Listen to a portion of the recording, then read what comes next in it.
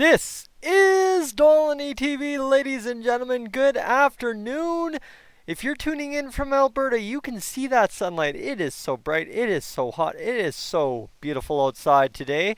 And you know what? Thankfully, I'm back home, back on the back deck, and getting ready for tomorrow. Oh, Sportsnet. Oilers, Flames. Sure, it's only exhibition, but it is live hockey on my television.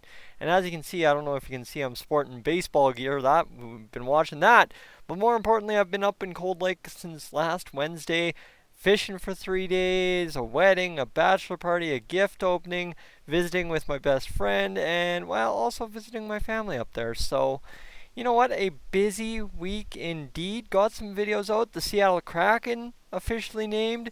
And here we are back in southern Alberta after a long 5.5 hour drive on the QE2 this morning. Ready to go for hockey season, my friends. Oh boy, it is hockey eve. You remember that term, that's for sure. So, wow. All right. Snuck up quick. That's what I've been saying all this weekend that just passed, is how quickly the hockey season snuck up, right? It feels like just 2 nights ago, it was July 10th, and the Edmonton Oilers and the NHL announced they were coming back. We got announced that we were having this play-in series against Chicago, and it was all announced that we were good to go and ready to go for hockey on August 1st. And look at this. You know what? 2 positive tests through, I think, the number I saw on Gene Principe's Twitter or Jason Greger's Twitter, somewhere out there, Reed Wilkins' Twitter, I don't know. I've went through a lot trying to get some kind of information out to you in this video, and we'll make do with what I can make process through my head after the drive.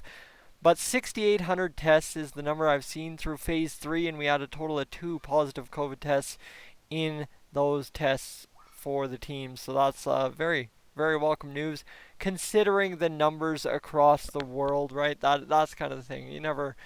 2 is still not good by any means. 0 is good, but 2 out of 6,800, we're dealing pretty good. So, obviously, that leaves us to the transition into the bubble. That's yesterday, that's today, and the players are now practicing within phase 4 return to play protocol. And while, ladies and gentlemen, the Edmonton Oilers had an absentee from practice this morning, that being Riley Sheahan, and he was replaced with Archibald and Athanasiou by Mr. Gaetan Oss, who will be suiting up more than likely tomorrow afternoon unless Sheahan is available to go. And as noted, as I have seen on Twitter as well today, it's been noted that Joakim Nygard will likely be the 13th forward that suits up for the Oilers in this game. Exhibition game, this mockery of a hockey. Honestly, who knows what to expect come tomorrow, right? Like, we have to wait a full work day, we have to eat supper, we have to have dessert, we have to take a shower and get ready. Whatever you got to do to kill time till 8:30 at night to watch an exhibition game that we have no guarantee will be better than a junior C game. That's kind of the crazy part here, right? And Mike Smith's joking what he wants sort of the whole shebang when it comes to the exhibition game, saying just he wants to make some saves. Well, I mean, that's a pretty safe bet that a save or two will be made. Still not a safe bet from everything I've read if Mike Smith will be in net for the Oilers. Not I don't think Dave Tippett has tipped his hand per se to tell us which goalie will be starting in the exhibition game against the Calgary Flames. Other than that, realistically, it's just I honestly can't believe it's here.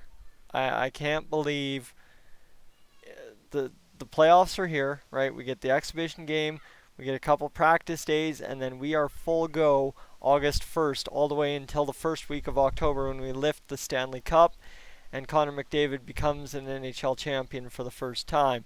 But it is absolutely unreal to think that what we've gone through. And I don't know if you caught my community tab post the other day about, I think it was yesterday, about how, at the end of the day, no matter what happens, I know I've got high hopes. I'm all in on a cup because at the end of the day, why wouldn't I be? You know what? It's 2020.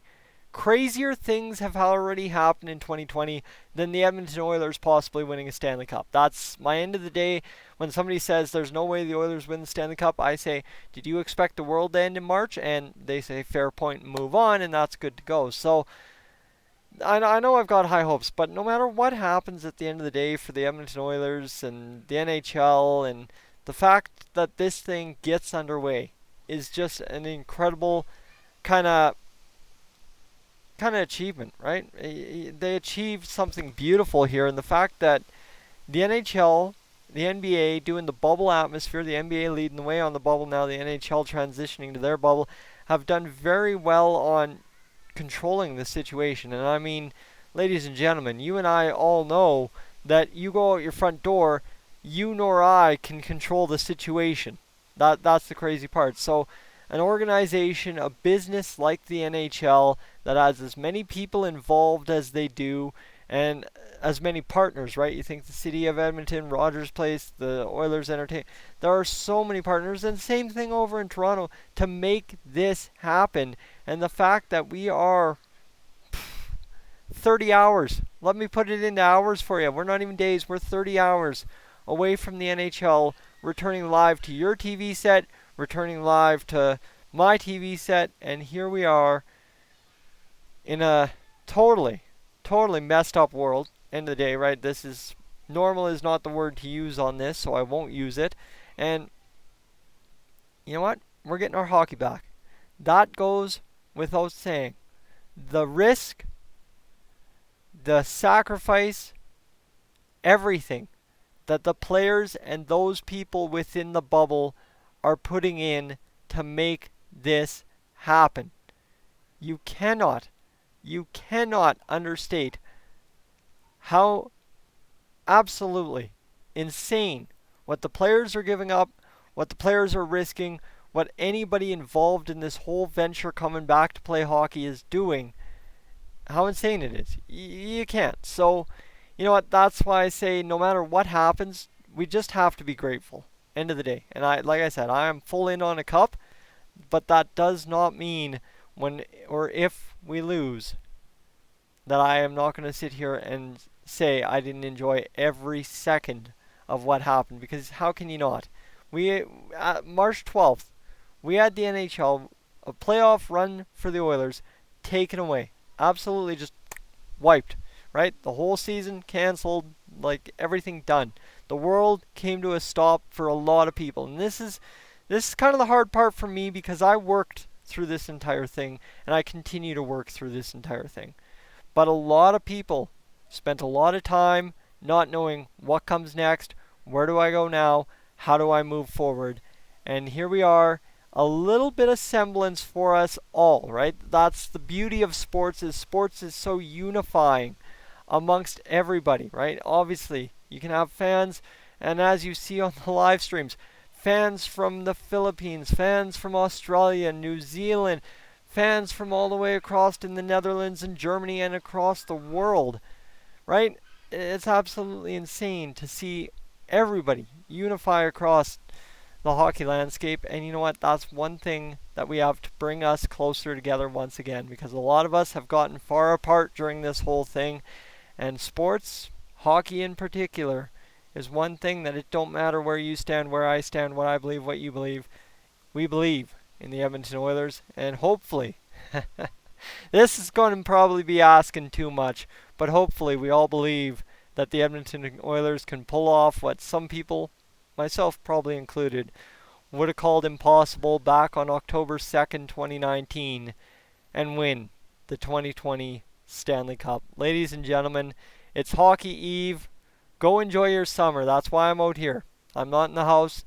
It's summer still. Get out there. Enjoy your summer. Get on the lake this evening.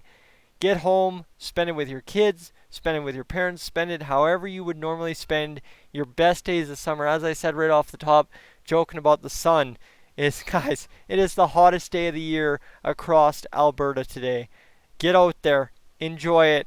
And then tomorrow at 8:30, let's all meet right here and discuss our Edmonton Oilers live, back in action against the Calgary Flames. And I am going to tell you, I'm probably going to tear up tomorrow afternoon when I sit there and utter those words, this Dolynny TV, and welcome to your Edmonton Oilers game preview for this exhibition match against the Calgary Flames this evening.